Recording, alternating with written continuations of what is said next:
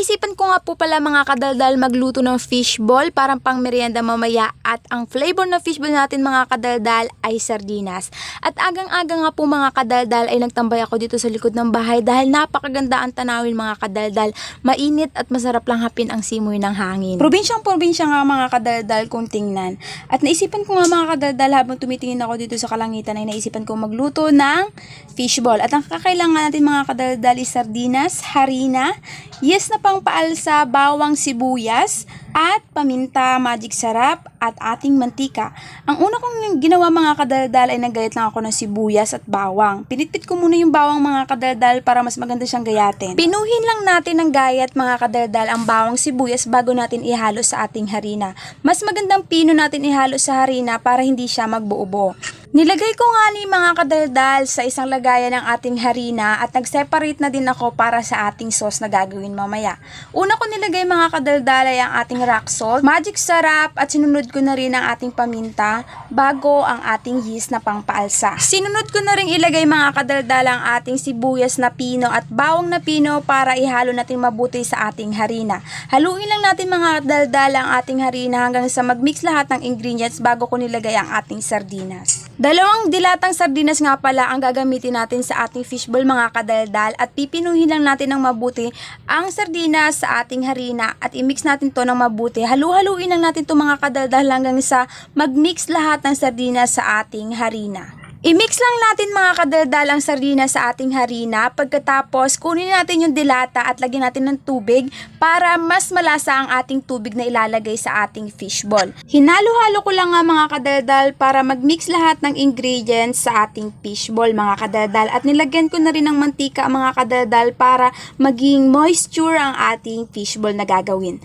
At pagkatapos mga kadaldal, kinamay ko na at huwag kayong mag-alala, malinis po ang aking kamay. At kapag ganito na mga kadaldal ang ating texture ng ating fishball ay tinakpan ko na siya ng malinis na towel para ipangpaalsa. At bago ko tinakpan pala mga kadaldal ay naglagay ako ng mantika. Nang umalsa na nga mga kadaldal ang ating fishball ay nagpainit na rin ako ng kawali sa ating kalan at naglagay na rin ako ng medyo karamihan na mantika sa ating kawali at sinimulan ko na nga ang ilagay ang ating fishball.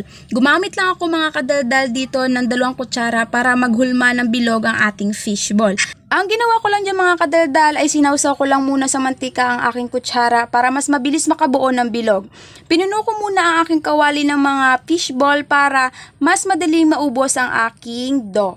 So mga kadaldal, ang ginawa ko lang dyan mga kadaldal ay isa-isa kong nilagay yung ating fishball sa ating mainit na mantika at hinalo-halo ko lang mga kadaldal. At kapag alam nyo ng luto at golden brown na mga kadaldal ay pwede nyo siyang hanguin. And repeat the process mga kadaldal hanggang sa maubos ang inyong dough. Fishball dough, rather.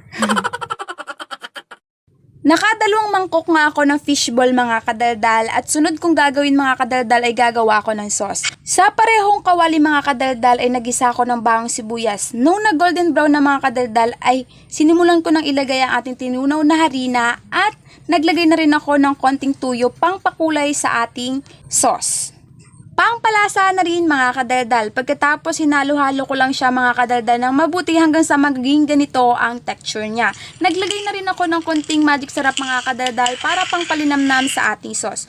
Ang sunod kong ginawa mga kadaldal ay suka na sauce. Ang una kong ginawa is nagayat ako ng sibuyas bawang. Nilagyan ko ng suka at asukal, paminta at hinalo-halo ko lang mga kadaldal at meron na tayong pangalawang sauce.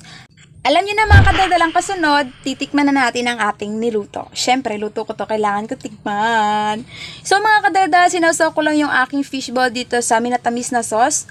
Masarap naman siya mga kadaldal, pero siguro mas bet ko pa rin isawsaw yung fishball sa suka. Dahil mas bet ko talaga yung suka sa fishball. Dahil dati, nung high school pa ako, ang nilalagay ko talaga sa fishball is suka. Napakasarap talaga mga kadaldal, so try nyo na tong recipe na to. At nilantakan ko na nga mga kadaldal ang aking fishball dito sa aking tambayan. And mga kadaldal, thank you for watching!